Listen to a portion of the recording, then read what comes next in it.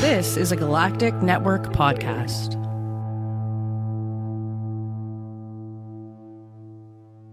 The Podcast of Terror is a great podcast. It's covering movies that are not for children, and thus this podcast is not for children. The hosts are two adults who will use bad words from time to time. They'll also spoil movies if that's not your thing. So if you don't like spoilers and you don't want to hear some dirty language or some dirty references to dirty parts of your body, then please, please, please wash your body parts better and do not listen to this show. If you can handle it, and I hope you can because there's a great podcast coming up, then please proceed with Podcast of Terror. Burn and fire, burn the fire. Burn and fire, burn the fire. Make it say BM. Well, it doesn't work anymore because now you're sliding into DMs. Yeah. And no one cares. Much like Depeche Mode. Yeah. So we had a week off. How are you? I'm okay. It's been a weird weekend. Aaron got diagnosed with fibromyalgia on Friday. Oh, Jesus. Yeah. Holy fuck. Yep. That's going to be an adjustment, but she's been dealing with it for the last several years. She just never had somebody who would go so far as to say, "Oh yeah, I believe that you actually have a problem." Yeah. And let's figure out what it is. So I guess what are the symptoms? Like, how does she know? It's a weird one, and I feel like it's almost in some ways a catch-all for the fact of we don't listen to women. Because it's 80 to 90% of the people who are affected by it are women. Okay. There's not a way to diagnose it so much as there is a way to diagnose what you don't have. And certain tests will come up as false positives. And it's a process of elimination to try to figure out, oh, no, but it's not actually that. It's really this thing. And there's no way of knowing where it comes from yet, although certain things like traumas. Erin had her gallbladder taken out, and it was a double operation. She had her gallbladder taken out and a growth internally taken out at the same time on my 40th birthday. God damn. And then when she got out of the hospital and she was recovering, she went back to work too soon, got pneumonia, so had to go and take more time off. And of course, her work was like, "You're just full of shit." And it's kind of like with my achalasia. Like, I think I got my achalasia because I had a really bad cough and I coughed myself into a small hernia. Okay. And I think that might have caused some of the problems with my throat, but I don't know for sure. And again, don't know where it comes from. But it was weird that my best friend and I were both affected by it at the same time. Fibromyalgia, really common. Like in the sense that I know a lot of women who've had their gallbladder taken out. I also know a lot of women that have fibromyalgia or very similar things and suffer a lot of the same effects, or have fibromyalgia on top of some other stuff. And again, it's one of those things that is now very, very talked about. For a long time, it wasn't known, but I think it's because people just didn't give a shit to know. Yeah. It's like how we have a lot of kids who have autism, but for years and years, it's not like there weren't kids who had autism. It's just that they got institutionalized or they got whipped. They got beat by their parents and just pay more fucking attention. It's in many ways, we still deal with what is similar to a primitive culture when it comes to modern medicine. And I think in America, especially, it's because modern medicine is still a for-profit kind of deal. Mm-hmm. And so we'll run 1 billion tests, but not actually care about what you're doing. And then we'll just stampede you in and stampede you out. If you're lucky, you're in a place that has good doctors and everything. And Aaron got really lucky. The medical facilities in the town here seem to give a crap. They've helped my mom a lot. She just had her knee replaced about a month and a half ago, and her recovery has gone immensely great. And that's after her accident a couple years ago. when she first moved here, and she had to be in recovery for months. So it's unfortunate to say that Erin having this, we're lucky. Yeah. She's lucky. They've started her on some medication, which is mostly to help her sleep because she doesn't have restful sleep. Okay. She's exhausted. She's in pain a lot of the time, and it's good days and bad days, and it's regulating what is a good day and what's a bad day. And there's a long list of things that will spark the symptoms, and it's unfortunately all stuff that we like caffeine, and she loves her coffees, and her Diet Cokes. And I was just with the last couple of weeks, I was saying, maybe it's time that we wean you off the Diet Coke, because that's a terrible thing in a lot of ways. So I love diet soda, but when I stopped drinking it, like eventually I don't really, like once in a while I'll have one, but it's not like every day where like I go out to lunch and I'm like, gotta get a Diet Coke. Like eventually you'll just stop wanting it. But coffee I really like the taste of coffee. It has nothing to do with the caffeine. So I can't even be like, just drink decaf, because I think decaf does taste like shit. And that's really true, is that she enjoys the act of going to get her coffee. Yeah. But it's an addiction in the same way that she enjoys getting up and having her cigarette the first thing in the morning, and smoking is another thing that's going to have to stop. I was going to say, I bet that's got to stop too. A lot of stuff does, and it's going to affect the both of us, because there's going to be things that I'm used to just eating crap and having that around the house. And always, like, I go shopping and I get her treats and stuff, because that's how I make myself feel happy. And I figure, I'll bring Erin donuts. She likes her powdered donuts. Yep. And that's going to have to change. And then I'm not going to be able to have that stuff around the house myself. Yeah. I mean, it's a change, but it's obvious. I mean, in the long run, it'll be better for both of you. You know what I mean? And it sucks, and it's going to be a pain in the ass, but I think you guys will both be happier in the long run. Well, I had my first Impossible Burger last week. From Burger King? We went out to eat. No, not from Burger King.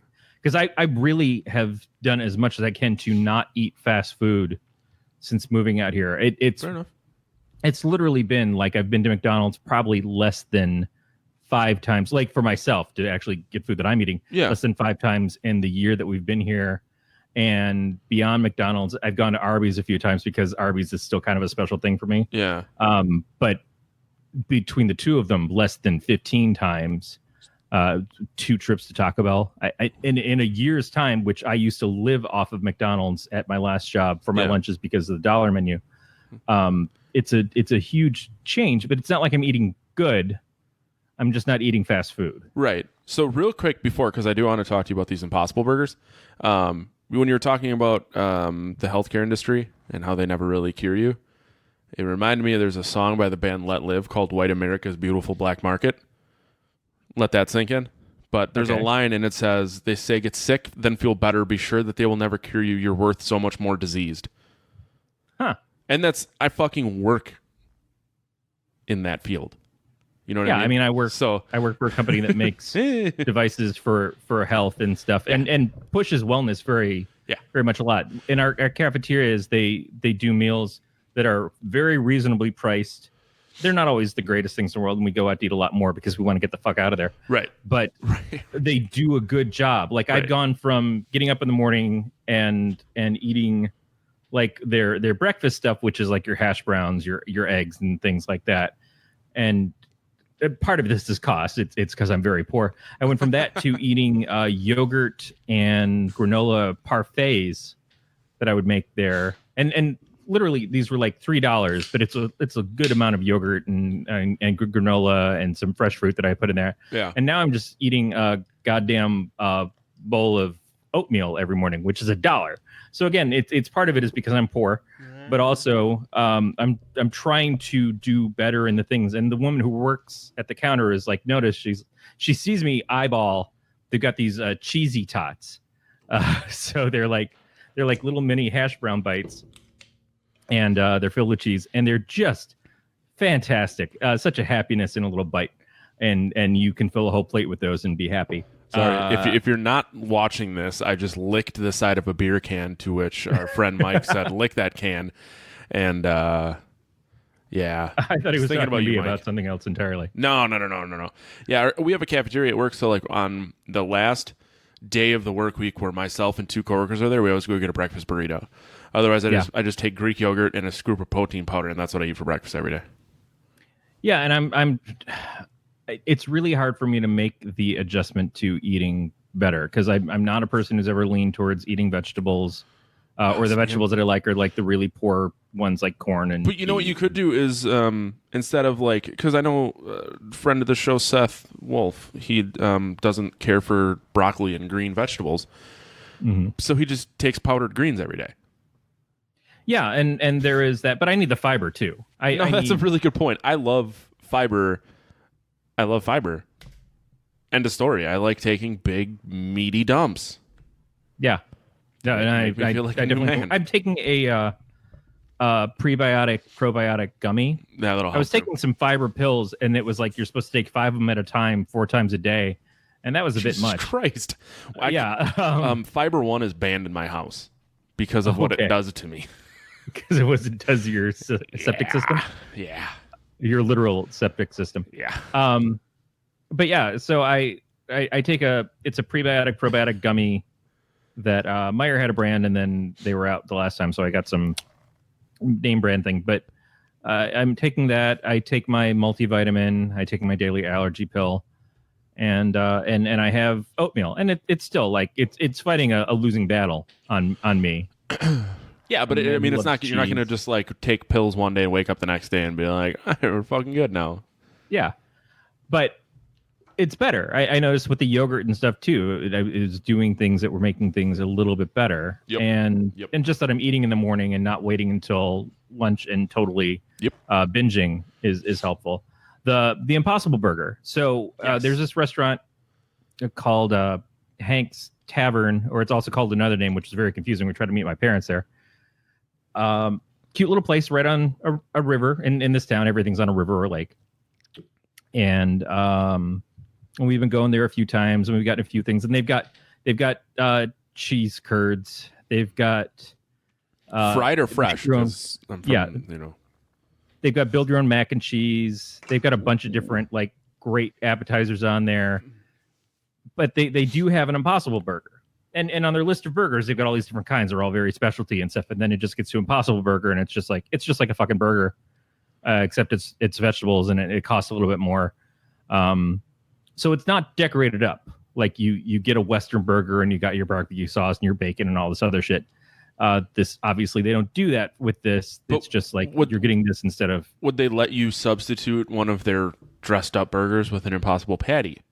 I haven't asked yet, but this is the first time that I'd had it. We went with my parents, and I'm just like, I've been wanting to do this. I've been wanting to try it out just to see if I can not eliminate meat from my diet. Yeah. But find occasions to not have it, and especially not red meat.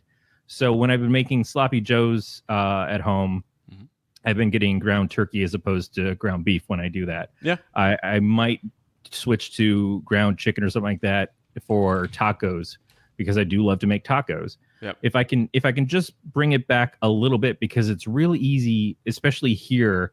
Every restaurant is a burger place. Like every restaurant has burgers on the menu, usually breakfast and your lunch menu is burgers. Yeah. And it's real easy to just get a burger because it's basic. You know it. You can dress it how you want, but you just feel comfortable having it. You don't feel comfortable having had it. And it's a little too much of that. And when my dad and mom came out to visit us in California, Dad had a burger everywhere he went. And I don't see Dad eating as many burgers now. And I'm realizing, oh, Dad's ahead of the game. Dad knows. Yeah. He's got some years on me. Yeah. So it took him a while to get to that decision. But still, so I'm trying to make adjustments. But I had that Impossible Burger, and Erin took a bite of it, and she's like, well, it's nothing special. I'm like, yeah, it's nothing special. It tastes like a burger, though, right? She goes, well, yeah. I said, then that's all I need. Yeah, exactly.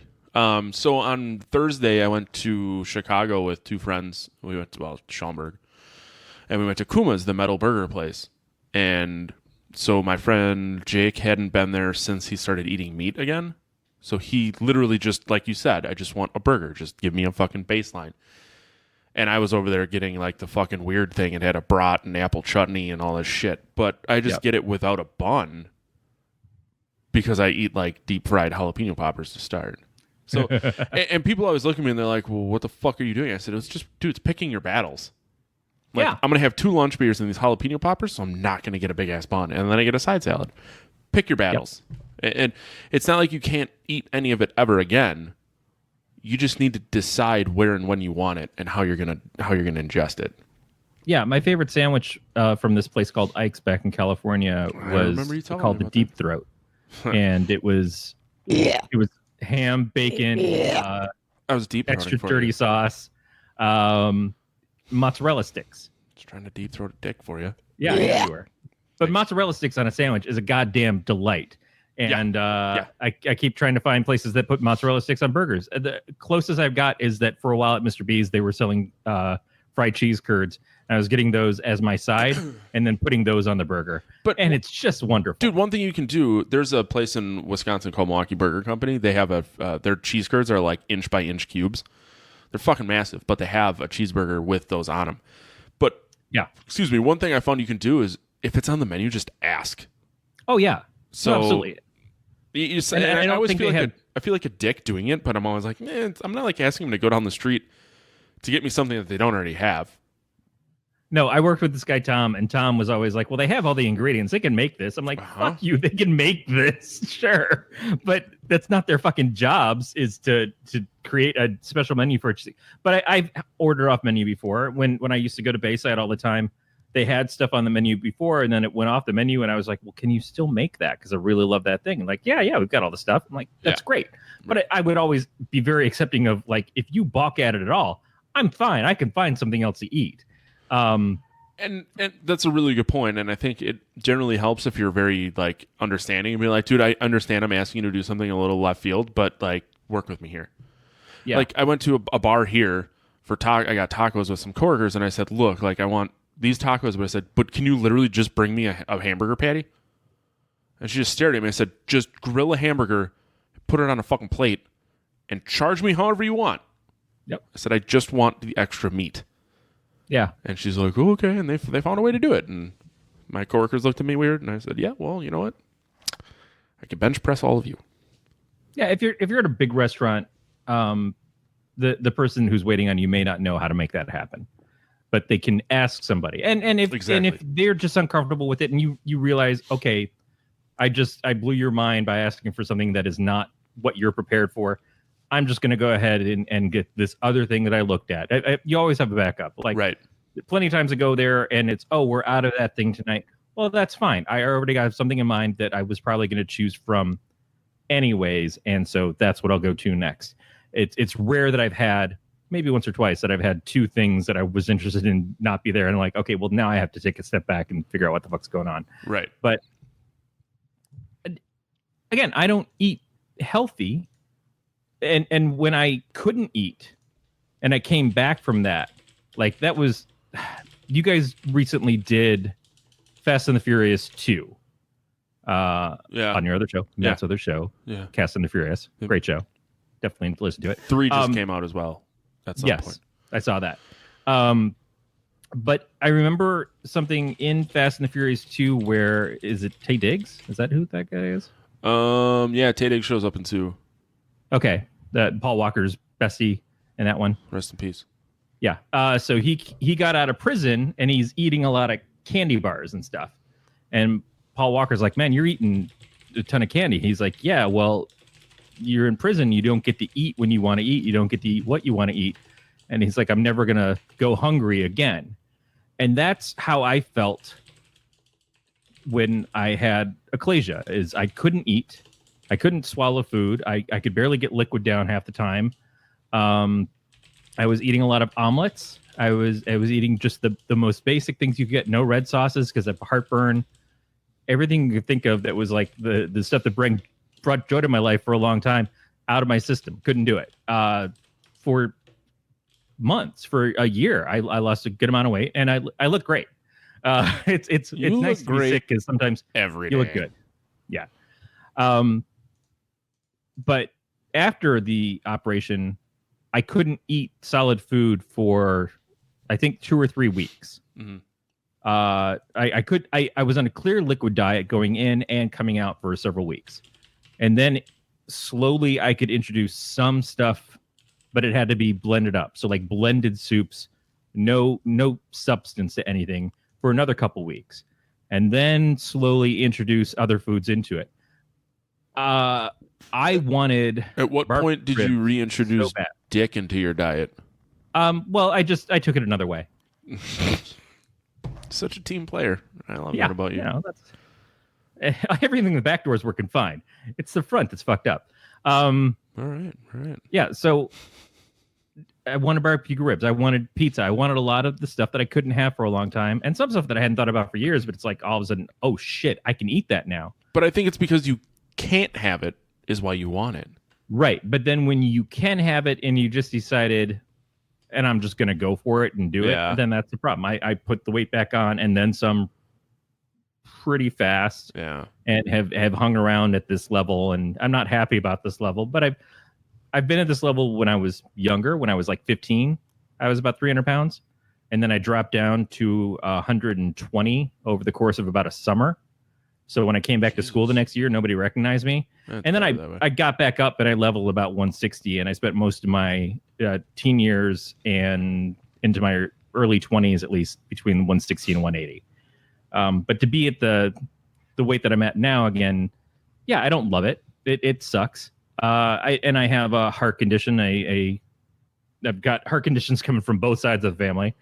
So I get winded walking a flight of stairs, but I spend every day when I go to work, like we have restrooms on both floors, and I'm just like, I always go upstairs to use the restroom because I just want to get those steps in. I'm trying to do the little tiny things I can to get better, which I also have to get some fucking major surgery at some point to get better. But all of that is like,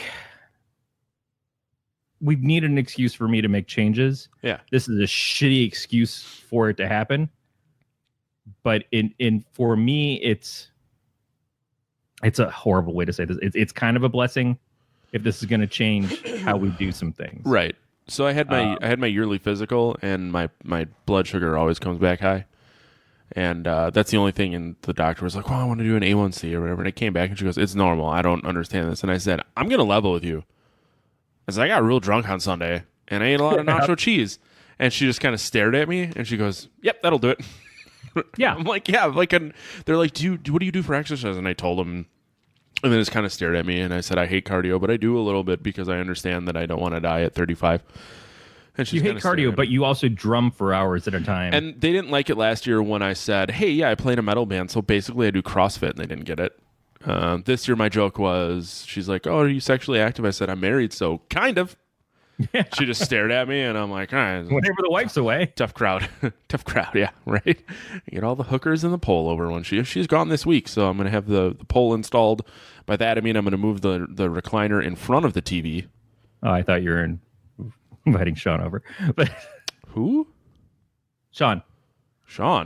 Just, I was using a random name. Oh, I'm like, who are you referencing? I'm usually not, neither of us are really shy with using our real names or anything, so that's why I was very confused. I'm going to invite Mike over. Mike, I know you're watching. Alyssa's gone. Wink, wink, nudge, nudge. Mike's literally watching, just rubbing the nipples. He has his shirt off. Just tell Katie I need you to fix my FedEx package. Yeah, so I want to follow my my whole rant about getting healthier by saying I picked up the Mountain Dew Voodoo flavor this week. I want to know what you think about it because I've had it. I have not yet. This is going to be. I literally had it in the fridge waiting. Oh, attaboy! I'm halfway through beer number 2. I literally had like 2 drinks of it, and I'm like, I'm good. Like I cannot drink regular soda anymore. Going back to my random flavors for Mountain Dew. Well, not only that, but it just goes back to I don't really drink soda anymore. So drinking a full strength soda is very difficult.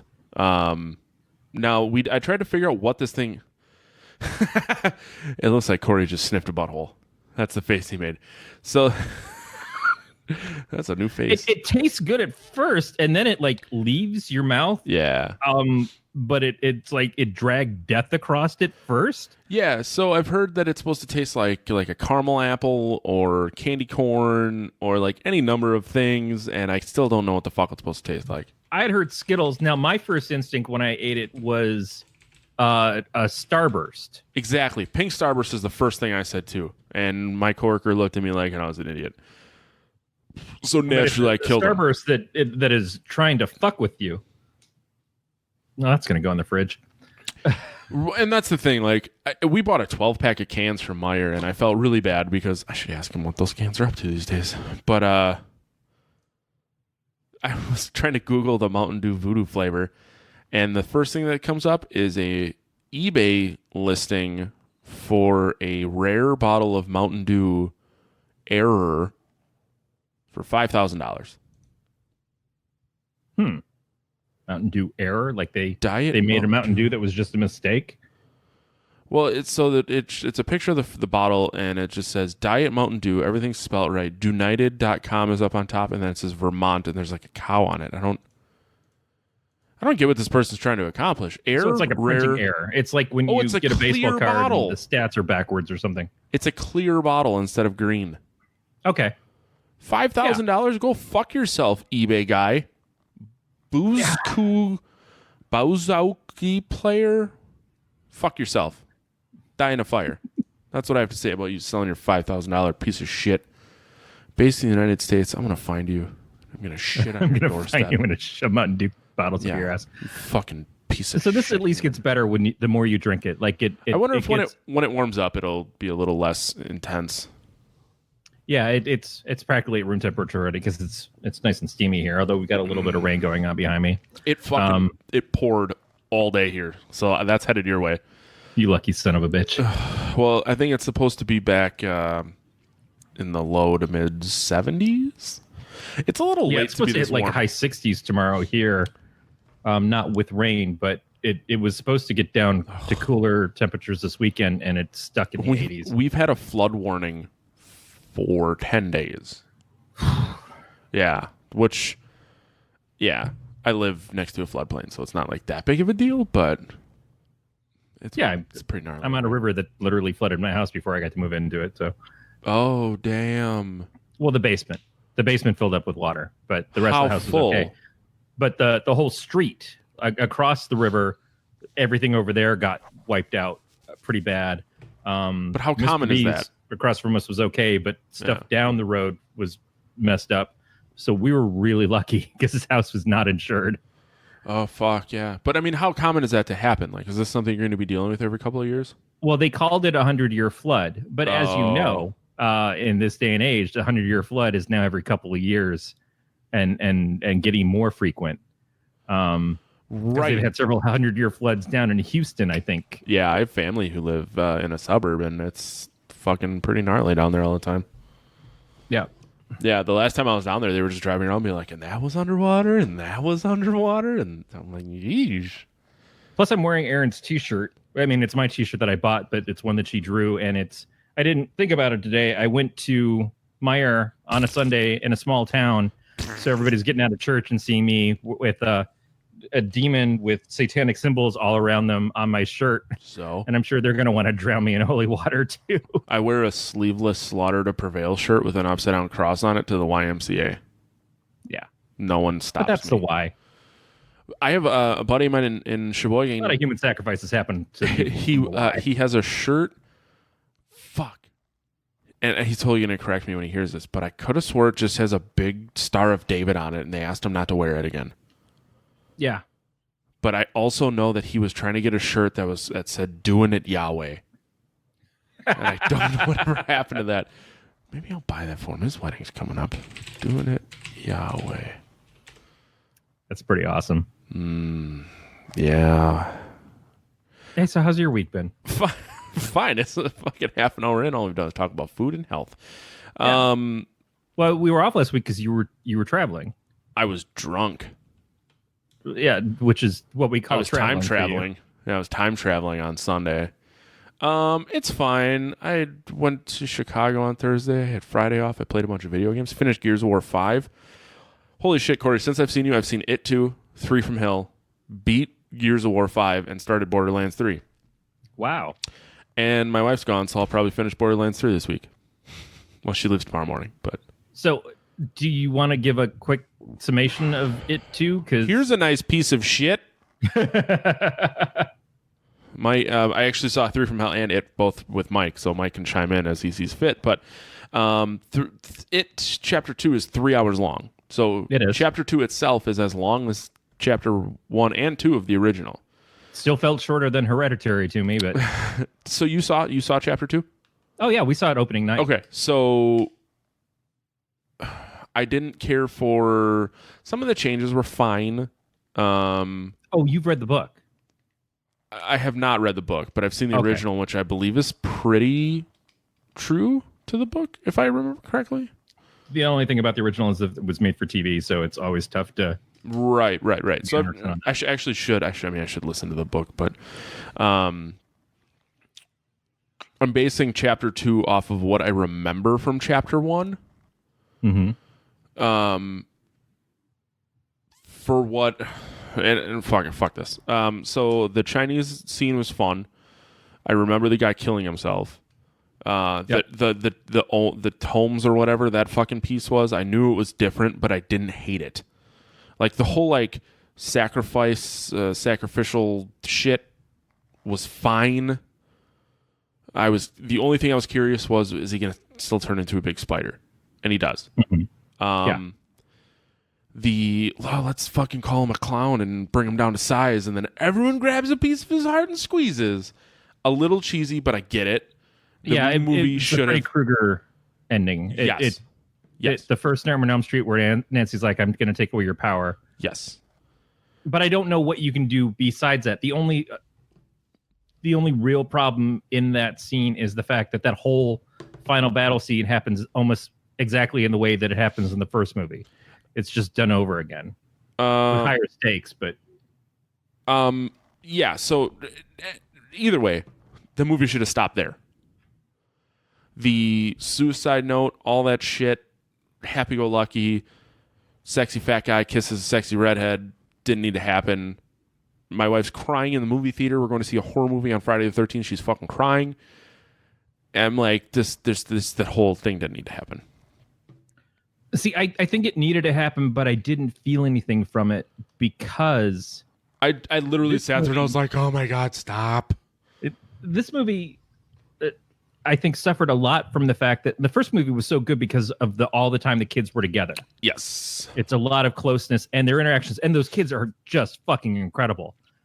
This movie, we get the one real scene of the adults being together and being on the same page, and that's that restaurant scene. Yeah. And then the rest of it is them infighting or I'm leaving.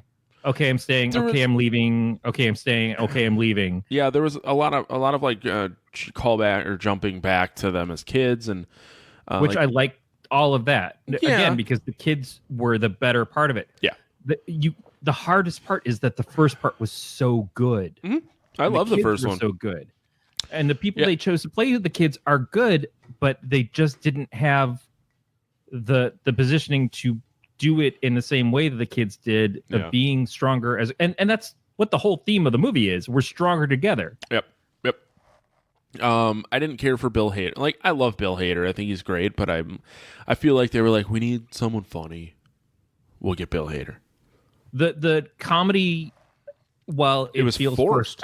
I honestly laughed at everything that was comedic, including the Call Me Angel in the Morning, which was a dumb tacked on moment, but I still laughed out loud when it happened. Yeah. And yet I look at it and I see that's a failing to do that. It's such a cheap bit to just like, oh, here's the demon's going to throw up on the guy who's already freaked out by everything anyways. And we're going to slow-mo it and play a song that has no reference in anything at all to just be like, we're going to just do this. It felt very Deadpool. Yeah. Which had no place in this movie. But the problem is, again, Richie was incredibly funny in the first movie, and all the kids carried it well. I think he was inadvertently funny. Like, he was written to be kind of funny, and it just came across as a lot funnier than it was supposed to be. And little kid saying everything about, like, your mom chewing on my dick and stuff. Right. So then when 2 came out, they're like, we got to ramp her up. And that just, I don't think it worked. I'm different than you in that I love Bill Hader in this, but I love Bill Hader in everything. Well, and that's the thing. Like, I thought but he was fine. His character arc, while it didn't feel hinted at in the first one, and so they have to kind of go back and retroactively fit it in. Yeah. It felt so. I just tugged every time I saw that and stuff. I really did love him in this, and I loved a lot of the movie, but it was it's kind of like Quantum of Solace was to Casino Royale. It's like after Casino Royale was so good, and the next one is just like all the points that we have to hit that we didn't do in the first one. Yeah. That's what this was. What I've heard is that they are planning to do a version of it where the scenes take place in the order like they did in the book. And they couldn't do that in the chapter 1, chapter 2 portion. But if they do a release with both DVDs together and they do like an edited version to make it feel more like that, then it may seem more natural. They were talking about doing a supercut with deleted scenes that you can only get in the supercut. And I could definitely have like Sundays of watching. But the downside, and I was, because my mom's a huge Stephen King fan, so when she was here earlier, I was talking to her and I said, like, the original is 3 fucking hours. Right. That's long enough. So now you're telling me there's going to be a supercut of a 2 and a 3 hour movie with deleted scenes. You're looking at 5.5 hours. But at home that works because we fucking play Netflix shows and stream them all day. We binge watch series like that all the time. Right. But you generally will watch like an episode and pause, go to, like when Alyssa and I did Stranger Things in a day, we would watch an episode, we would go do something else, we would come back, we would watch an episode. So it's every hour you're taking a break. This is a 5-hour piece that doesn't really have breaks. You're going to have to make breaks. I agree. And I remember when I was a kid and the movie channels started happening on cable, Showtime would play like a really long movie. They would stop and do an intermission point. Intermissions are like a lost art, and I fucking miss them. But because Daddy needs to stretch his legs with remote controls to just pause shit ourselves and say, "I gotta pee, I gotta shit, I gotta get up and walk around because it's a little bit too much of that." And that spider in the corner is fucking freaking me out because I think it's got a clown face. That it's in our hands now to do that. But I don't disagree with anything that you said. Like everything that you said is kind of what I've thought about it. I enjoyed it as I was watching it, and I didn't come back to it with the same like, oh, that was really fucking stupid, like I did with Halloween, which is the last movie that I'd seen in this theater, and it was Erin's first time at that theater. The chairs there are really uncomfortable. She was really uncomfortable in that seat the whole time, but she still loved the movie, and it didn't feel long. Like I said, Hereditary felt long at 2 hours. Right. And Avengers Endgame didn't feel long to me at 3 hours. I was in a much nicer seat then. Right. Speaking of Hereditary, and I want to get off of it because people may have tuned out because they want to see it, but Midsummer is supposed to come out tomorrow, I think, on video. Yeah. So we'll have to try and watch that, maybe. And I've heard that has... like an ultra mega cut if you purchase Apple TV for 37 months and cut off your left testicle. Apple TV, the thing they're giving away free if you buy anything Apple.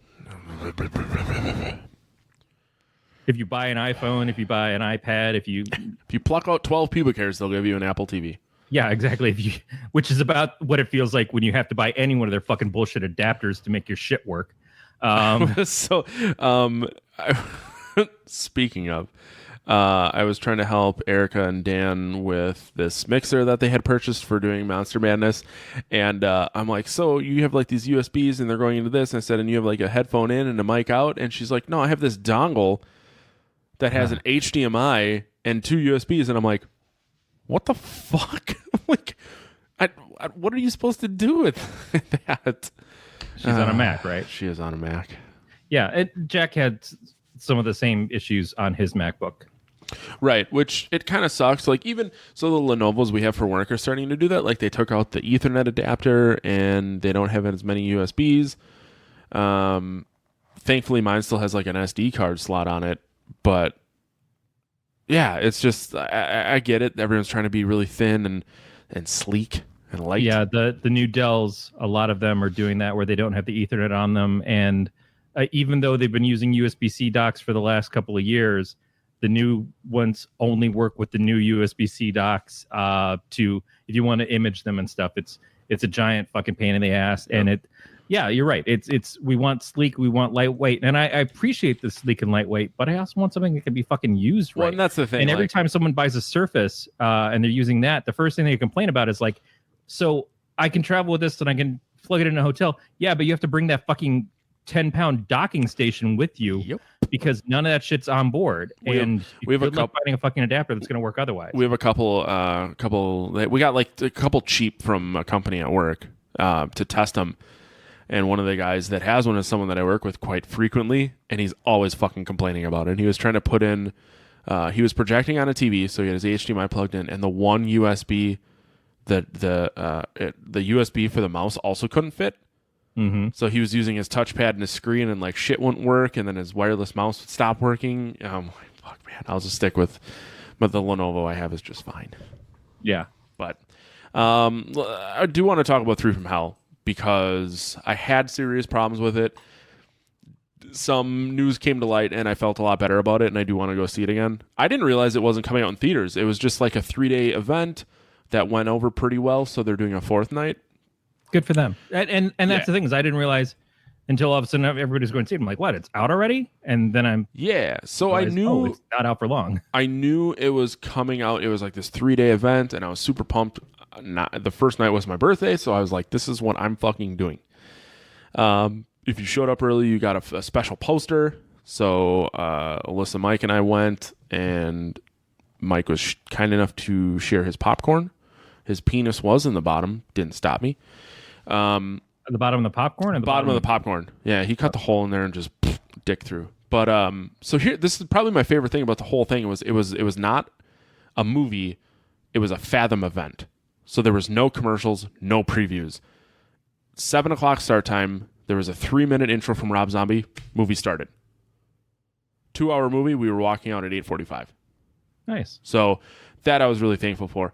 I'm not shy about the fact that Captain Spaulding is my favorite character in these movies. Yeah. He is in 3 from Hell for 5 minutes. Ooh. I was very, very upset. And then it basically is this interview with him that I had already seen online, which I was upset about. And then it said, he was put to death 2 weeks later, some shit. I was like, motherfucker, that's it? The third person is Baby and Otis's half-brother that you never hear anything about. Baby is like this caricature of herself, which was kind of annoying, but Otis was true to form. Bill Moseley was great, as always. But yeah, it came out a couple days later, 2 days later. Sid Haig's health has been so bad that Zombie had to beg the doctors to let him out of the movie or out of the hospital to be in the movie for all that he's in. Wow. So the script is rewritten, he said, roughly 10 times to pare down Spaulding's part in it to fit Sid's health. So I was like, oh, motherfucker, that sucks. But I said, at least he didn't make this stupid decision where he's like, oh, well, Spaulding's just going to die in the beginning of the movie, and we're going to have this other guy that we've never talked about. And it was done for, I hate to use the term better reasons, but it was done for better reasons.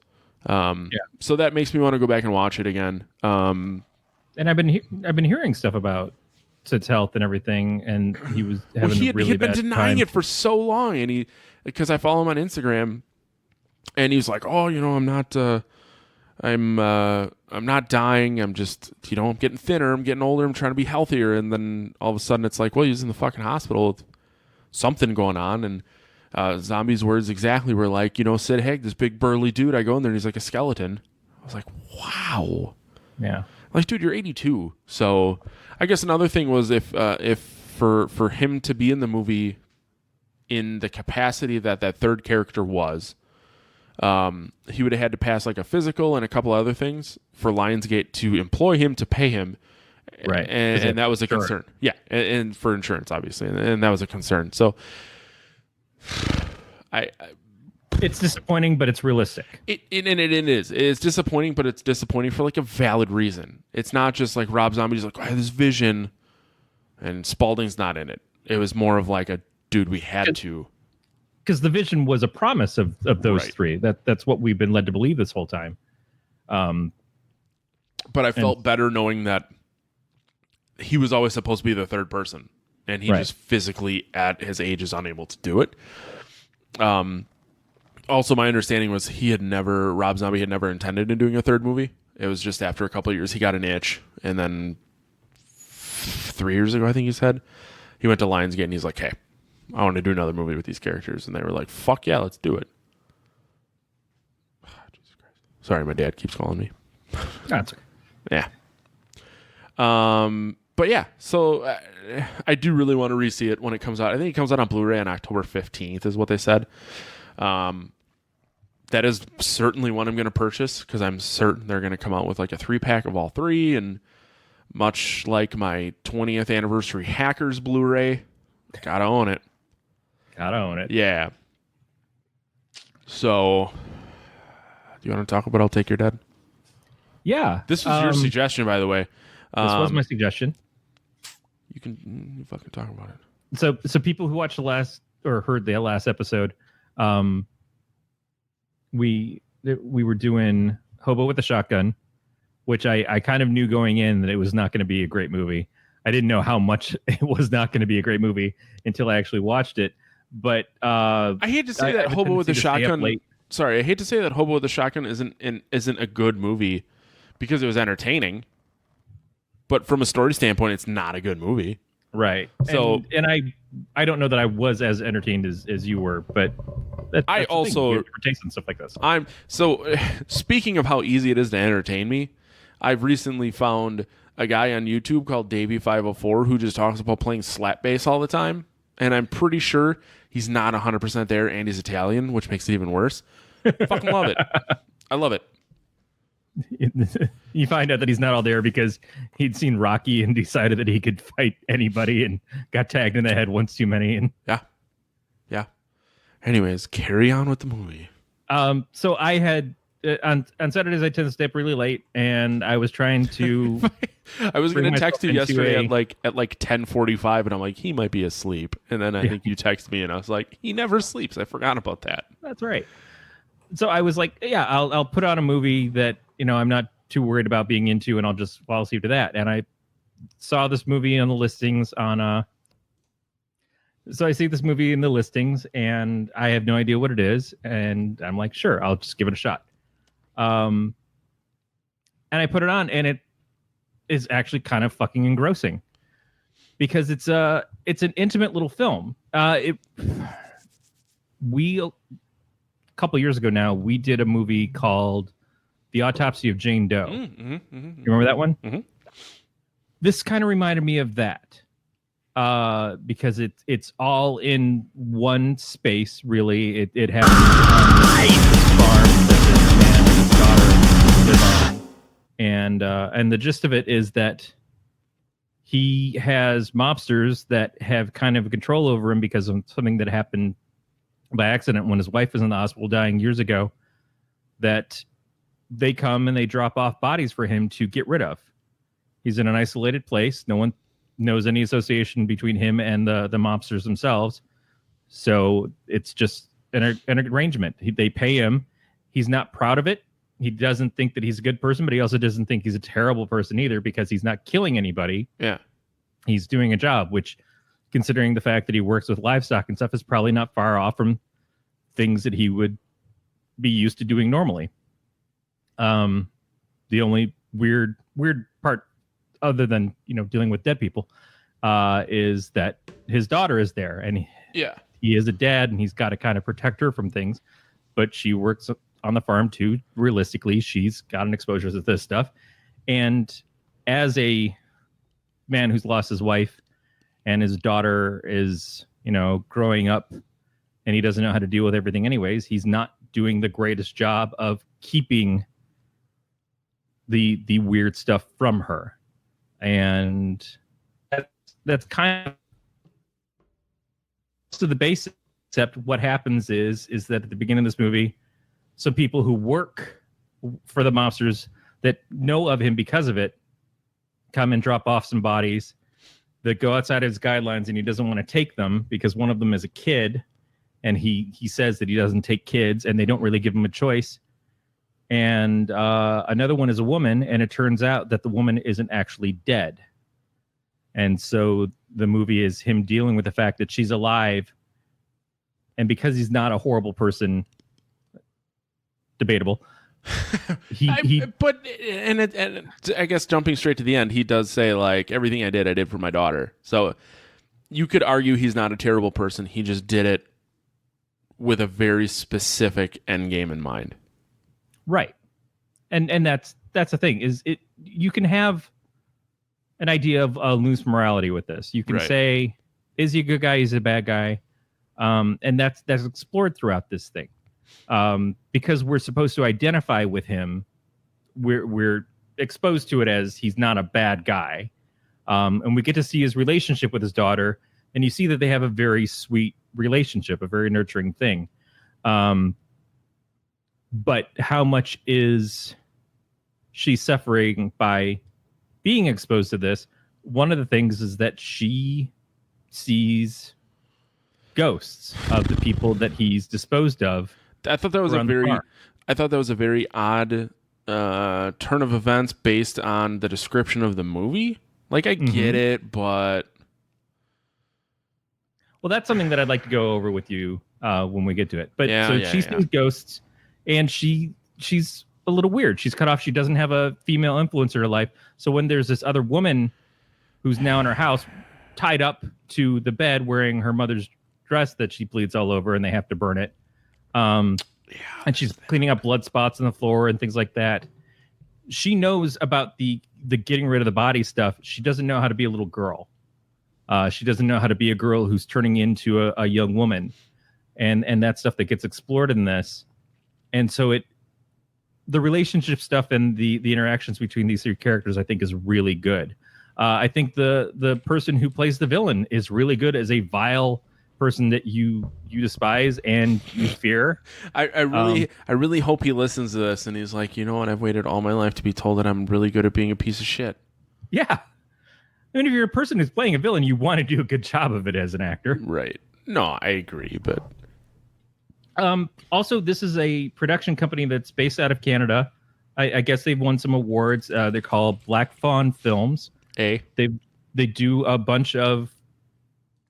I don't know what their other stuff is like, but they've got at least like 10 to 20 films that they've done, some music videos and stuff too. And I'm intrigued by the fact that this company exists, because right now in America, our horror films are pretty much dominated by Blumhouse. Yes. Lionsgate too. But yeah, Blumhouse and Lionsgate, I think, between the two of them. But Blumhouse is like almost everything that's been coming out that gets noticed and talked about is from them. It's not necessarily like they're making all the movies, but they're the distribution and production for these films. And so there's the Conjuring universe that all kind of blends out with your Annabelle and the Nun, and these other things. Like that gets very big and spread out. But that's all still Lionsgate, right? Or is that Blumhouse? That's Blumhouse, I'm right? pretty sure that's Blumhouse. I think that's where it came from. Yeah, Saw was Lionsgate. Right. I think the guys who worked on Saw are the ones who started Blumhouse. It's a mess out there, guys. Yeah, it's a very incestuous thing. So it's tonally it's similar. Mm-hmm. You know, it's just kind of like and the haunted house thing. We've just seen so much of, and we complained about it when we watched that last movie from them, that the El Memora Ming Memora, whatever it was. El Lama Nama Numi. Yeah. That it felt like we hadn't gotten anything new from it. It for as good as the people who were in it, and their performances were fine, the material was just so much of the same. And so I'm interested to know what a company that isn't them is doing, since they can be more experimental. They're not trying to like fit this process down and just like keep milking out the same sort of stuff. Yeah. You know, we're friends with people who make horror movies. We're friends. We're friends with horrors too. Doing original stuff, and I want to see what other original people are doing as opposed to just seeing the same thing happen over and over. And your next 2 or 4 Halloween films and whatever else is going to get rebooted or get sequelized 20 years down the road or whatever. There's that. But what did you think from this? I really wish this movie would have either decided to be like an action movie or a horror movie. Because you could have very easily just made it an action movie in terms of the fact that this guy disposes of bodies, this girl's not dead, to fucking deal with it. The horror movie aspect seemed like very after the fact and like, well, we're just going to put this girl in there and she's going to start seeing things and that's going to make it scary. I think the movie had scary without that. Absolutely. I didn't expect any of the shit where she sees the guy sitting at the piano or she starts seeing all the dead bodies or when the gangsters show up at the end and they start seeing all, like, fuck, none of that needed to be there. And this still could have been a horror movie. Just the fact that this guy teaches his daughter how to dismantle and dispose of bodies and then these guys come to kill them because this girl didn't die could have been fine. It would have been like a very would have worked as just that film. Yes, and it would have been a soft horror movie, but it still would have been a horror movie. Like you didn't need a haunting aspect to make it a horror movie. Yeah, what was the movie with Patrick Stewart where Patrick the Swayze? Neo-Nazis had the band? Ghost? No, not Greenhouse. Or Green Room, sorry, Green Room. Green Room.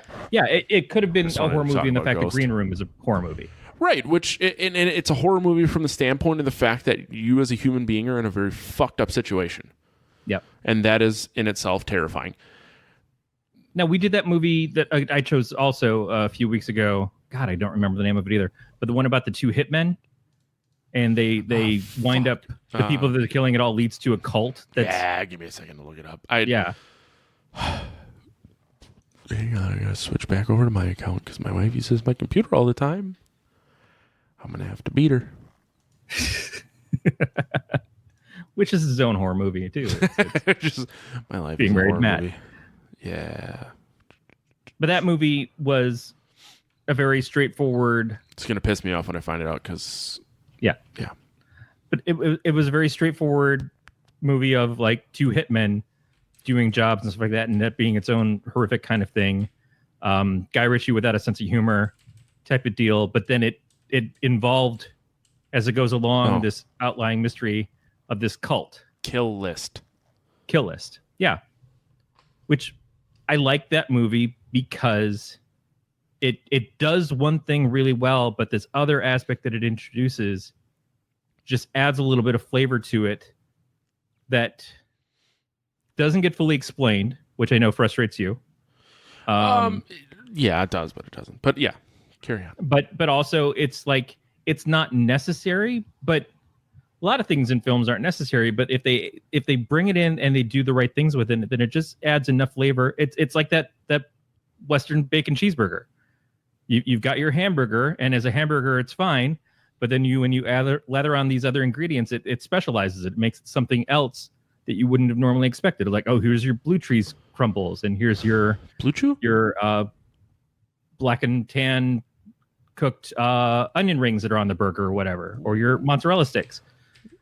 Like that's sort of what it's doing. Is it's taking it. And it's like, yeah, we're doing this, and we hope that we're achieving this story in a way that's enjoyable to the people who are coming at it from the idea of that genre. But this little twist is something that we want to add to it because we think it gives it something too. And I think that movie did that, and this movie does that. And I find that interesting because, like, I like to write things that are both familiar but still have a little bit of the fantastical added to them. Right. And when it comes to storytelling, I can't write just regular people doing regular stuff. I always have to put something in there that makes it a little bit more, a little bit extra millennial. But and that may be a weakness in my writing, but it's also just where my head goes. My trip is this is how I want to storytell. And I know that this movie, the writer director dedicated to his mom who had passed away. I don't know if that was part of the reason why the story was the way it was, or if it just happened that he was making this movie and that actually just coincided, and he put her in the thank you, the credits anyways. But It's possible. it may have been that this is his way of dealing with her passing, because the mother in this had passed away. The idea of dealing with the repercussions of the dead as opposed to them just being put into a vat and gone. Like, it gives the dead people in this an extra weight, an extra voice, even though they don't speak, that they wouldn't have had. And it would have just been the father and the daughter and the I think the you're living giving it too person. much credit. I am giving it a lot of credit, but I think that when we talk about why I think the daughter sees the dead people and how that all plays out, Yeah. you're going to get really upset with me because I'm going to give it even more credit. Whatever. I do want to point out that Beatmaster has finally showed up, and he's very shocked that we're an hour in and already talking about the movie. We're talking about it at great length, too. But you did miss 1 hour of fast food, health, It 2, and 3 from Hell Talk. Yeah, this is the third movie we're talking about, Beatmaster. That's a really good point. Yeah, I mean, to your point, like, I do really, I think that deaths tend to affect writing. So we had band practice yesterday, and I was talking to our bass player. We were listening to parts of the new Korn record, and like, I guess it was written right after the singer's wife had passed away from a drug overdose. Oh, wow. And like, everything's super fucking sad, and I'm like, it's like, yes, I feel really bad for you, dude. That sucks. Like, I don't want to have to deal with it, but I want to listen to Korn. I don't want to listen to sad Korn. So like, as a consumer, that's a really shitty thing to say, but to the point that I'm making here is, well, when's the last time Korn put on an album? a good album or an album? An album. Please let me look this up, because it's been a while. Korn Discog.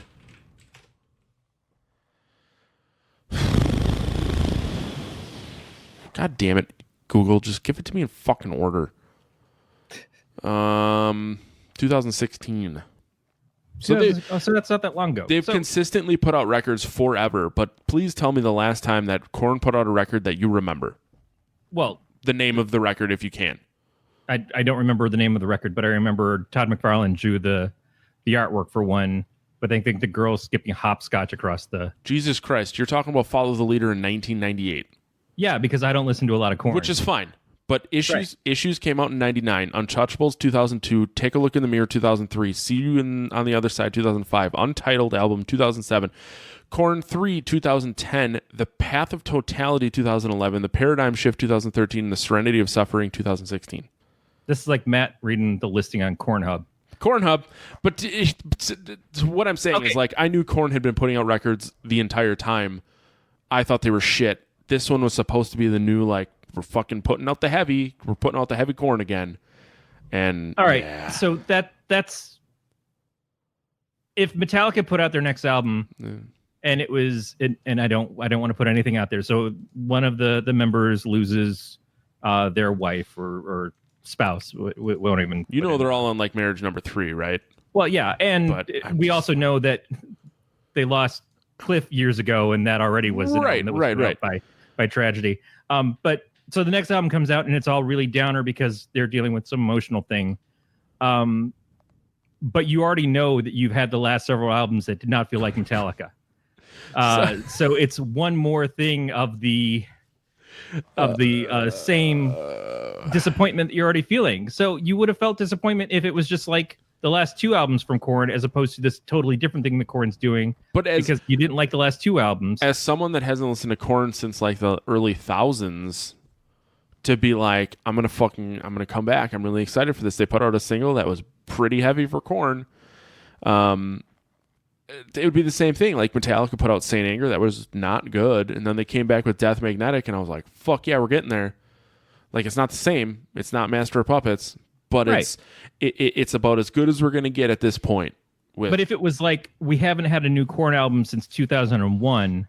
Oh, that would be a way different story. If Right. they wouldn't have been And this putting is the out first new Korn album. This But- is like the new Tool album. The new Tool album just came out. Let's and it not talk turns about out that. It's all harmonica based. Yeah, I don't wanna They talk got about John Popper to join the band, and him and Maynard are just kicking it, and Maynard's playing a banjo, and fucking that would be a huge thing to just say. Then why the fuck do you even call it Tool?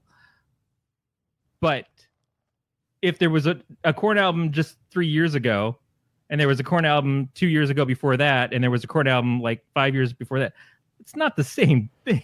No. But like you're saying, so if they wouldn't, which I'm sure you don't understand, is Korn put out a dubstep album in there. One of those records was dubstep because he was really big. He's buddies with Skrillex, and they got a little soft. So when they put out a single that sounds fucking super heavy for Korn, I don't even understand how we got to this topic. But why am I defending? I'm going to make it Korn? very clear. I'm not the one who brought up Korn. No, I know you're not. But I was like, now I'm defending Korn. At one point in my life, I knew all the words to Twist, which is the song that has no words other than the word twist. But Live. yeah. So the body, sexy Jackie is alive. Yeah, I'd won Jackie. The plot's not too deep in this movie film. It doesn't take a lot. Jackie and I do really appreciate the fact that the movie is only 1 hour and 28 minutes, and it does not fuck around. No, it doesn't. So Jackie and the people that she's with, her boyfriend, and I guess their gang, that the kid that I talked about earlier, and another person, they're all at some place, and the boyfriend goes in to handle the deal. But then this other gang comes out and shoots them all in the car. Jackie sees the face of the guy who shoots her before she goes under. So he assumes she's dead. She's taken a bullet to the neck and a bullet to the side. And so I would like Beatmaster's asking if Danny Glover entered. Danny Glover was not in this movie. I'm sorry. No, he played the guy who was grabbing everybody into the oven. Thought you were going to say grabbing everyone in the pussy. Yeah, that's right. Danny Glover, famous pussy grabber. Danny Pussy Grabbing Glover. That totally sounds more like Mel Gibson, but still. I learned from watching you, Mel. Oh, Jesus.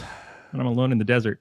So Jackie and her crew get shot. When Jackie comes back, the daughter is seeing ghosts of the rest of the crew. But she also is terrified of going in the basement because she sees the ghosts of the first person that her father took care of for the original gangster, which who's is the one fine. Who paid him $10,000 and like keeps doing it. Which is fine, but my problems really start when the other gangsters show up and then they see the ghosts. And it's like, I get why the daughter sees the ghosts because she's the one that's helping dispose of these bodies, so she's haunted by them. But for someone to just fucking show up at this house and just... So here's where I said I was going to either piss you off or maybe make you see it in a different light.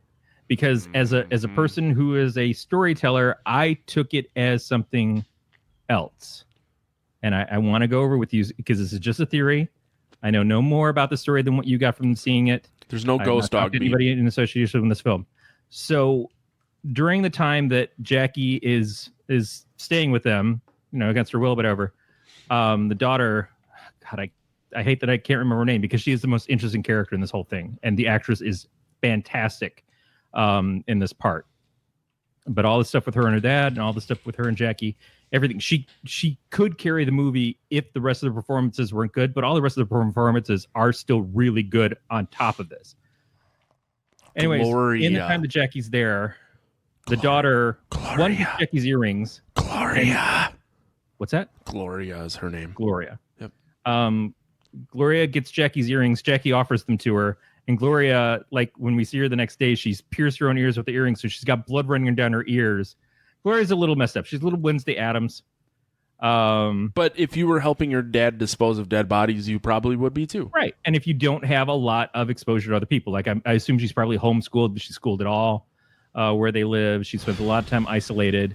So she doesn't have a lot of experience. Do you know what makes me really sad? Huh? Do you know what makes me really sad? What?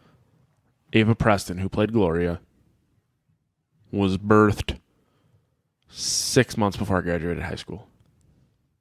Yeah. She's like, what, 13 or something in this? Well, she's 15 now. 15 so she's now, right. In this movie, about 13, 14. About a year and a half old. Yeah. So, and that's part of what's going on. So she gets her first period during the course of this stuff. And Jackie sends her to go get her purse from the garage where the other bodies and stuff were gotten rid of, and to bring back because she's got a pad in there, and she teaches her what it is that's going on. Because her dad probably hasn't. And her dad, when he finds out what's going on, he sees blood on her dress and he starts to freak out and thinks she got shot. Yeah, but you didn't preface it with the fact that he heard a gunshot, she came running, and then there was blood. He's right to think that, but he's not used to thinking in those terms.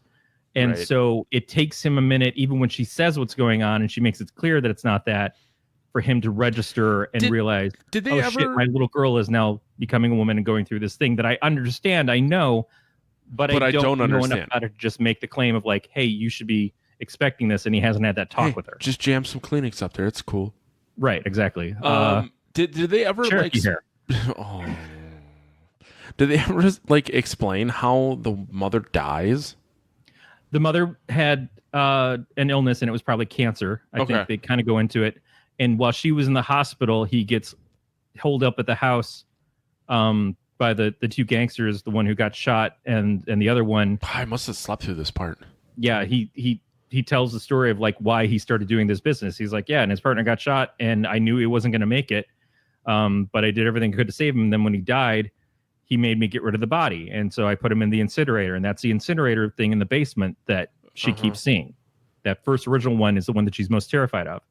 And he peels off $10,000 from money they stole, and he just keeps sending people to me to get rid of bodies after this because they kind of own me. There's nothing I can do to keep them from doing it, and we needed the money because my wife passed away and we had all these hospital bills built up. Okay, so the dead people that Gloria sees. She has her period. Now, we already know that she's seeing dead people, but in the time after that is when the dead people start being seen and able to do things to other people. I think that she has psychic abilities and she's conjuring the dead people. She's bringing them back. And if you go off of classic X-Men stuff, it's usually when you hit puberty is when your powers start to come out. I think the trauma of her mom's death is what made her first started experiencing with her abilities to have dead people come back. So she sees them, but it was always inherent to her. And then she starts bringing them back more and more once she has her period, and because of the trauma of these people coming in to raid her house. So I think the whole thing about the dead people being there is because of her. She's manifesting them. That's why she only is the one to see them, but then they start to do stuff to protect her and her father when the other people show up. Is she's become more powerful at that point, and the situation is so much that it's pulling it out of her. Her fear is conjuring them. So it's a very Stephen King kind of thing. That was my thought process as to why it's happening.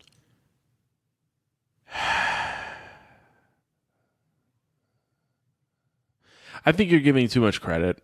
And like I said, I don't know anything that you don't either. But it kind of lines up. And as a storyteller, that's what I would do, but I wouldn't necessarily say it. She says at the beginning that she has seen dead people and stuff. Why it centers around her and no one else. And why it only comes out to protect her and Jackie and her dad at that point in time is because it's still centering around her. I mean, I don't disagree with what you're saying or the point in which you're making. I just, back to my original point of the fact that it's like, I don't fucking want this much from a horror movie. I just like don't. Or from this movie. Well, and that's the thing, and I certainly stopped because there are certain movies where it's a little better to be more vague or a little more have a little more depth or be a little more thought provoked. But I don't feel like this one needed it, and the fact that you're coming out of the gate with a very flat, dumb story. Gangsters, bring me your dead. I will get rid of the bodies. This one's not dead. And now all of a sudden it's like, whoa, this one's not dead. And the girl's bringing back all these fucking ghosts and shit. And the ghosts are showing up. And now she's having a fucking period. And she's bringing back more ghosts. And all of a sudden there's a goddamn ghost orgy in my living room because my daughter's turned on by the black one who's playing the piano with one finger. And half his goddamn face is falling off. I don't fucking want that. just fuck. So Even my the dogs are movie pissed didn't off. Set your expectations in a way that made you receptive to this portion of the story. Yeah. I mean, and I know a lot of times I say like, hey, just kind of spoon feed me everything because, and to my wife's comment about it too, and it's like I don't go see horror movies because I want to cry. It's like I don't get to see horror movies, and I don't watch all these horror movies because I want to have to think a whole lot. Just fucking give me a story. Explain Santa Slay. Exactly. Exactly. Just give me a fucking story and do your best to scare me. Like movies sometimes that will make you think. I Just do. Not necessarily horror I movies. really do. But I want to sit down and be like, all right, this one's a thinker. I'm in the mood for a thinker. When I sat down for this, understanding what the story was about, I was like, just fucking feed it to me. And it does. It does, but okay, and I think this might be the beauty of the movie is the fact that you can watch it for what you think is happening, and I can watch it for what I think is happening, and we both get to this. We get the same end game. Right. And I think we just solved world peace. Yeah, all we have to do is get Trump to watch this movie, and maybe he'll shut the fuck up. We gotta stop him from playing golf all the time. Whatever. If we put it on a plane to the Ukraine, I'm sure he'll. Anyway, do you think he wants to party? I don't think he wants to do anything but That's a yes. yes. Eating 47 chicken McNuggets is partying to that old man, so I'm totally down. I don't know that I am, but good for you. So yeah, I knew that you were going to have some problems with, and what I've seen, most reactions are the point where the movie falls apart for a lot of viewers is the fact of the dead people showing up. Is the ghost aspect of it felt to them tacked on, and that's reasonable to say. That's reasonable to believe. It's not that. Like, even when it first started happening, I wasn't upset about it. It was the point in which other people showed up and they saw the ghosts is when I started to get upset. But the ghosts interacted in a way and such that without rewrites, that portion of the story couldn't have progressed without them being there. So I think certainly would have been likely that the family wouldn't have made it. Right. So the ghosts had to show up earlier in the movie to scare the girls so that later in the movie they could fend off the gangsters. But I do appreciate, because there are definitely movies that I could have seen them doing this and then the ghost not showing up until the end. And just like a big chameleon twist. Right. And there's also that. So I think the way that they presented it, I'm more thankful for the fact that it was laid out earlier before too late, where they're just like, hey, by the way, fucking ghosts. But on the other hand, they could have advertised it a little bit better by establishing stuff, not just the girl sees the ghost, but giving a reasoning as to why she would see the ghost. Is there a history there? Is there something about her mom there? Like, her mom used to see ghosts too, that kind of stuff. They could have dropped a little bit more information to paint the picture so that you have more belief into why it's happening, as opposed to it's just, it's her psychosis because of how fucked up her upbringing is. Or them be like, ghosts are real. Yeah. So, because if they want to bring in the mom to be like, well, you know what? Before she got sick, she started talking about how she was starting to see the ghosts of those that she had helped dispose of. Something to that effect. And I'm not saying that would have made the movie better, because now we're talking about like a 3-hour movie. And sweet Jesus, I'm not into that.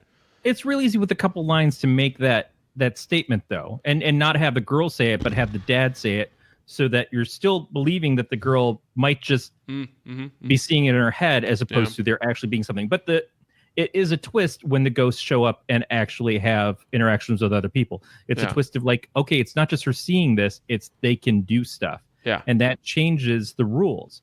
But that rule change, like you said, paints how the ending has to happen for them to kind of get away. Otherwise, it's just a shootout, and none of the ghost stuff makes any difference anyways. Or it just doesn't need to be there. I like that it's there. I like that I've painted my idea as to why it happens that it does.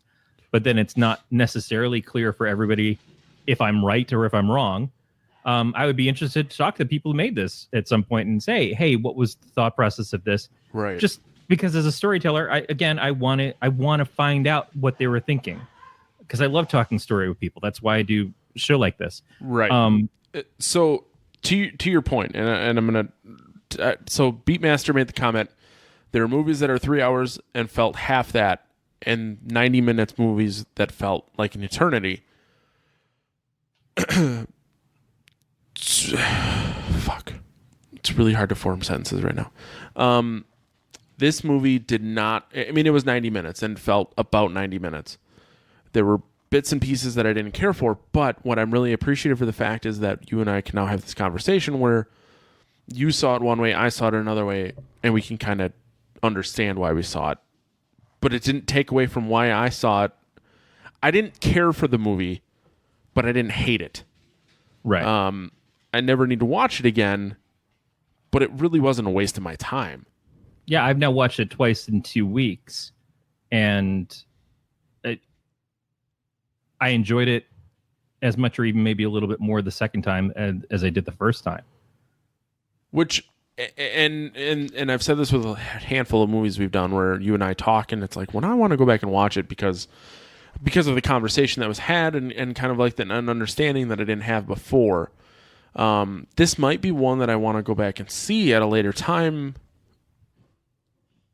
to just take it at face value. I mean, there's nothing you pointed out where it's like, well, at like 2 minutes in, the girl farts and you see the ghost in her butt toot, and that's what's foreshadowing for the fact that the black guy's playing the piano with one finger. So it's nothing like that, but it's more so the fact that it's like, you know what, maybe I just need to go back and watch it again. Yeah, or she's casting spells with her menstrual blood, as women do. They fucking paint them on the wall, and it's a whole mess. It's a mess. It's a real mess, guys. And maybe one girl who's listening to this. Typo. Yeah, no, and that's like I knew watching this movie where your head was going to be at with it. In a plate of nachos? I knew that it's a good enough movie that will keep your interest in a lot of ways that a lot of movies don't. Is that bad that we've been doing this so long that when you watch a movie, you already know how I'm going to handle it? No, because I don't want to bring you movies that I think you're going to hate. But I've brought you so many movies you've hated Santa's Sleigh. But you know what? I love that I watched Santa's Sleigh and got to talk about it with you. I mean, I get it, but still. What I get from this show is that stuff. And I can guarantee you, if Santa's Sleigh is just casually on cable one day, I will probably leave it on and laugh my ass off because of how much you love it. And I couldn't even tell you what the movie was about if you asked me right now. No. Why should we? It's it's a good background movie. I like good background shows at times. But if you want to listen to that, we did Santa's Sleigh around Christmas between 1 and 3 years ago. Yeah. And I now understand who Goldberg is a little bit more because he's been on the Goldbergs. He's also the host of Forged in Fire, Knife or Death. Oh, if you're not a pro wrestling guy, Forged in Fire, Knife or Death is a competition with. You don't have to make the knife; you could purchase the knife, but you have to use it. And he's the host, which makes no fucking sense to me. But whatever, I watch it. Well, it makes about as much sense as John Cena being the new host of Are You Smarter Than a Fifth Grader? He's basically a fifth grader. That's the deal. No, I like John Cena. I think John Cena's fucking great, and he seems like a super nice guy, and he's pretty funny. He's goddamn funny. Yeah.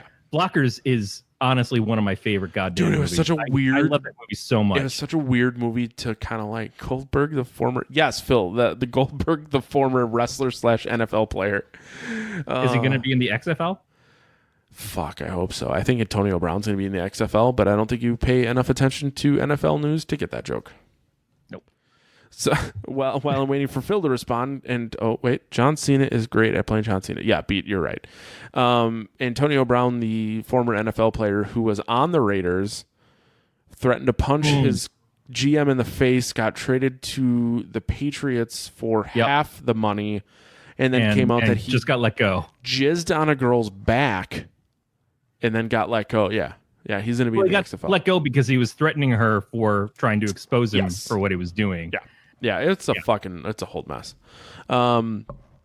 Yeah, Phil, Goldberg's still around. So he was in the WWE just probably about a year and a half ago. I saw him wrestle in Milwaukee at a pay-per-view. This is a solid NFL joke. Thank you. It's not every day I can bring an NFL joke and anyone gets it. I mean, all of my NFL jokes are just basically I live in the same state with the Detroit Lions. Ooh, Dum-dum. they won They beat today. the Phillies today. I know Erica was pissed off about She's the football very game. upset. I saw the score and I texted her and I'm like, "Hey pal, how you doing?" Which is good because the Eagles are playing the Packers this coming Wednesday on Erica and Dan's anniversary, Oh, and I need the fucking Eagles to die. Burr, burr, burr, burr. I think I could just fly to the sea, fly like an eagle, let the spirit carry me. All right. So I don't know what else I would even have to say about this movie. So I think we can probably rate it. I'll let you go first. I think you have a lot nicer things to say about this movie than I do. I absolutely do. This movie, if it was just as the movie itself, it would be a fuck. It would be a pretty happy fuck. But I think that what I see in it and the performances especially, and the fact that it's this production company that I've never heard of, and I'm really interested in to know what else they do now, puts it more into a Mary category for me. Like I'm deeply into all of this at this moment. Now it could be like I see another movie or there are other 10 movies and they're all shit and they're nothing like this and I get a bad experience from Black Fawn Films. I don't know. But from this one picture, I really want to know more about what they're doing and who they are. And So are you marrying? I'm marrying this film. Okay. Sorry. Yeah. Continue. No, that's really it. Is like I'm giving it advantages that it doesn't necessarily earn, but there's something there that I want to like more. So I'm marrying it with the fact that it would possibly get like Britney Spears annulled in 3 days. I don't know. Like once I realized what the fuck actually happened. Oh shit! Really? No, I wasn't thinking straight at all. But in this particular moment, yeah, I'm marrying it.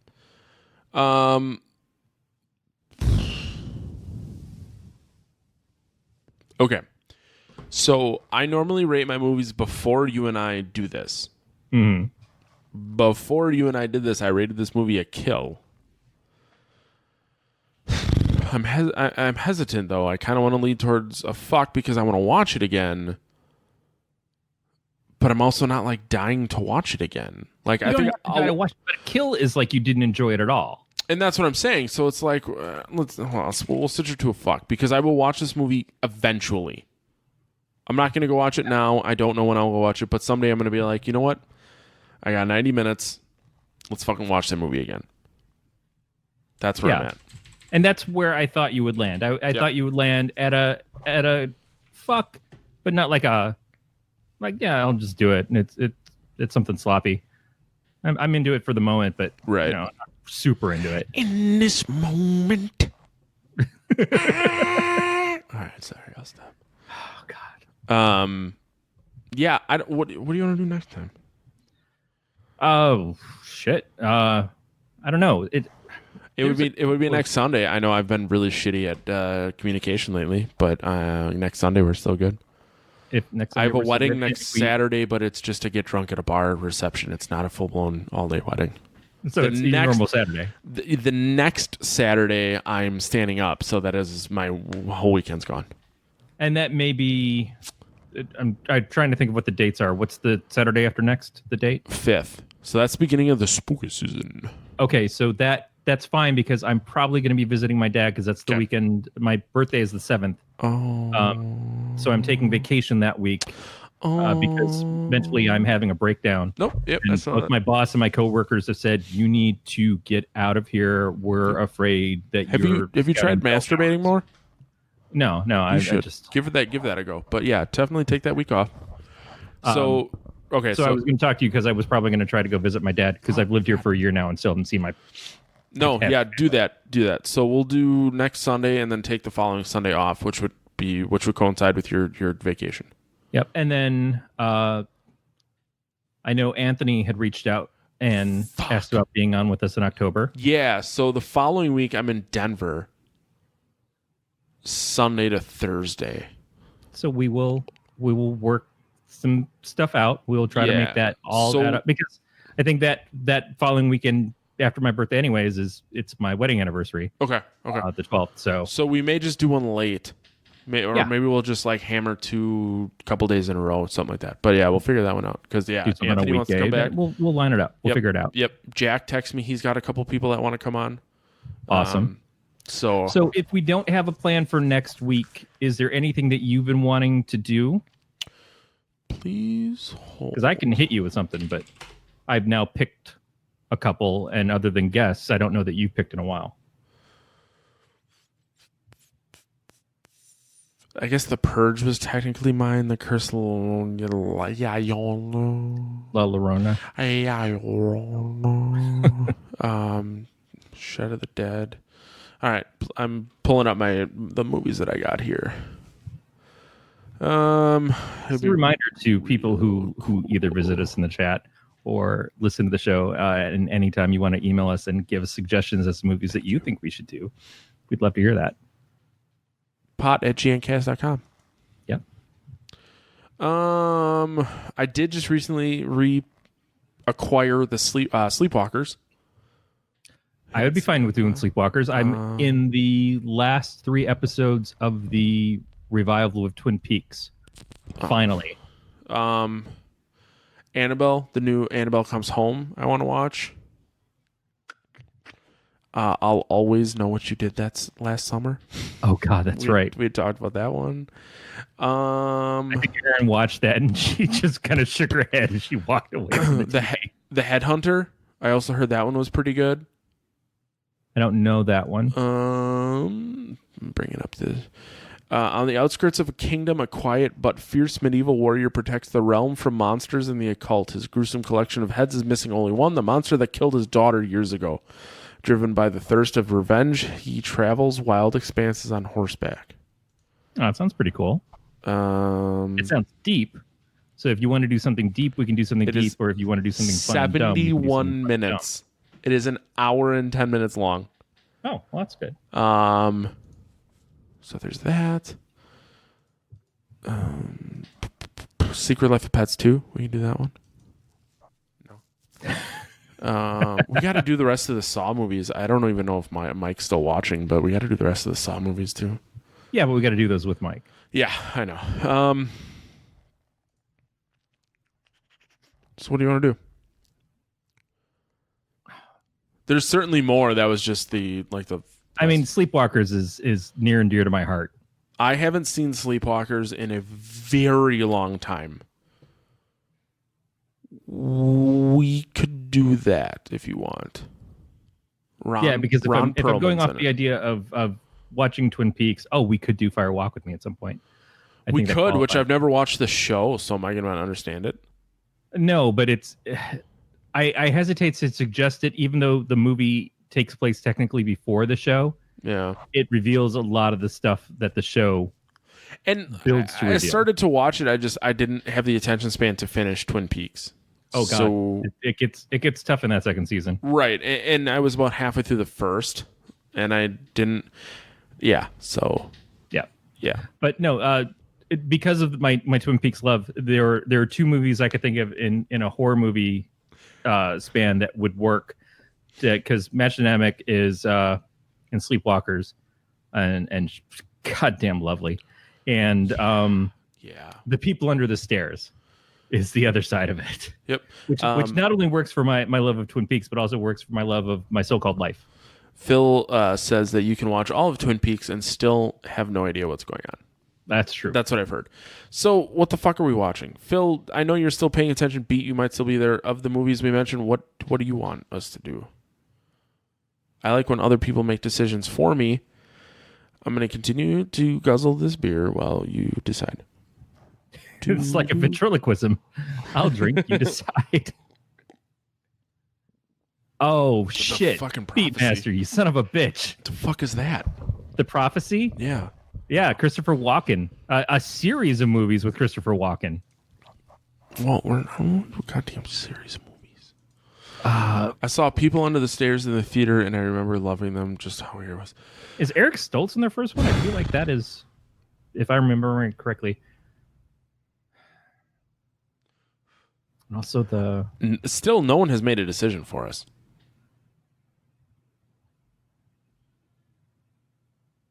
Someone make a decision. Someone make a goddamn decision. Viggo Mortensen. Wow, shit, that's a long time ago. I mean, Beat's decision is The Prophecy. Yeah, but Phil's is also The People Under the Stairs. All right, Prophecy. Phil has agreed. The Prophecy. Oh, god damn, I'm dying on the inside. The Prophecy. 95? Yeah. Just the first one? We can start with the first one and then see how far you want to go into the series. Sweet I mean, you've never Christ, made it there's to like Critters 2. 4 of them. And I really like Critters 2. And it has nothing to do with the fact that I don't want to watch Critters 2 through 7. It's just 4. that... It's just 4. And then the I'm just TV fucking series with now. you. I'm just fucking with you. Whatever It's they're just doing that now. there's so much other stuff to watch. Although, did you hear about the Dish TV thing that they have going on? Yeah, if you watch what 13 Stephen King movie, you have to apply for it, and then you Right. have to be chosen. So I applied for it. because you have the dish. No, I don't, that's not a make or break. Oh, okay. But I think they're going to give priority to people with Dish because they're giving you the 13 movies.